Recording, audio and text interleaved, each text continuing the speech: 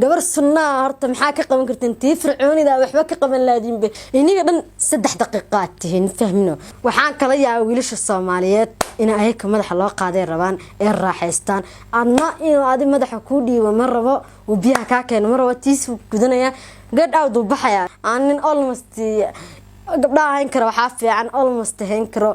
1 hour and 30 minutes 2 hours almost 3 daqiiqo sariir kula saarnaanay 3 daqiiqo qaarkood ma hal daqiiqo lagu la saarnaanay wiilasha Soomaaliyeed midda kale waxa dhisiigo saambo suuq waa ka waay waxaana xarifka aragtaa gurigiisa xataa la ku dhee 500 mid la gadaayo gabar walba Soomaaliyeed muuqaalkan daawanaysa waxa uu sheegayaa inay si sheer gareyso ee like saarto xuquuqdiina u doodaya dantiina ka hadlaya ani maanta aan danta hayso way inay hayso way cadde inay waa cabsanaysiin gabdhaha Soomaaliyeed waxa kula talnaa inay ragga ajaanibta guursadaan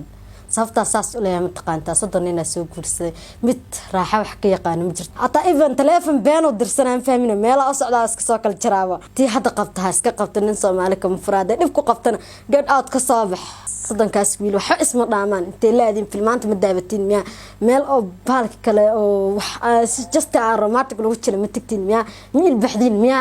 what is wrong my boys saan wax ka bedelasaan aqli maaha even hata wallahi billahi taala saan lagu dada dhac laga gelinaano waa si dhaqaaqaysan fahmino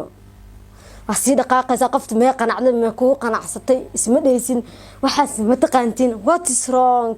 maxaa qaldan saan wax ka bedel wiilashana hadii kala gabadheeda tan nin Soomaali kuma diraanay gabadheena raaxistaa rabaa anigana raaxistaa rabaa horta nin Soomaali anu masajid laakiin gabdhaha Soomaaliyeed nagu sasan wax ka bedelana maalin walba waxa dhahdeen naag sunna raadiya gabar sunna horta maxaa ka qaban kartiin tii fircoonida waxba ka qaban laadiin be naag sunna hawadaas galayso waxa ka qaban kartiin maxaa waayaan marka been asaxaan wiilashana Soomaaliyeed isku sheegin runtii indhaha inaga saaraano iniga dhan 3 daqiiqaad tihiin fahmino gabar fircoon horta maxaa ka qabataan gabar sunna maxaa ka qabtaa gabadha fircooniga xitaa qabcin karin oo niga qaylinaysa gabadha fircooniga toolba awgeedta xukulada nin fircoon niman ma jiraan sanadkan niman waxa dhahnay firi nin ajnaa gabdho waxa jira nin ajnaa noo soo raadi hataa dheen maalin walba waxa maqlaa wiila gabar firxumeeyay marka hal wiil maaha 10 abraad la soo kaxaysanaya ka dhan waa 3 minutes 3 daqiiqo markaas saa walaalo wax ka bedela aanin almost gabdhaha hayn karo waxa fiican almost hayn karo 1 hour and 30 minutes 2 hours almost 3 daqiiqo sariir kula saarnaanay 3 daqiiqo qaarkood ma hal daqiiqo lagu la saarnaanay